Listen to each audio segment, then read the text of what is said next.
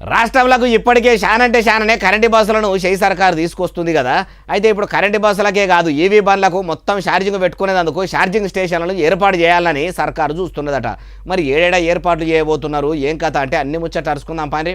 ప్రభుత్వ ప్రధాన కార్యదర్శి రామకృష్ణారావు సారు ఆఫీసర్లందరినీ పిలుచుకొని మీటింగ్ పెట్టిండట. ఎందుకంటే రాష్ట్రంలో పెట్రోల్ డీజిల్ బండ్లు తక్కువ చేసి కరెంటు బండ్లను తీసుకొచ్చే పనిని సర్కారు పెట్టుకున్నదట.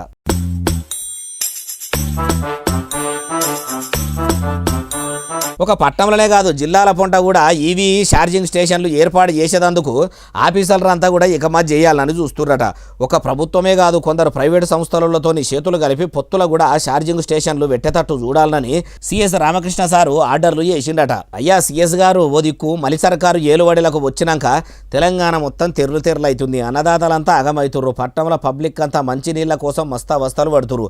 పొద్దుమీకితే చాలు దోమలతోని తిప్పలు పడుతురు. ఈ పనులు ముంగటేసుకున్నట్టే ప్రజల తిప్పలు వాపే ఆ పనులు కూడా ముంగట వేసుకుంటే మంచిగా ఉంటుంది అంటారు ఏ ముచ్చటిన్నోళ్ళు.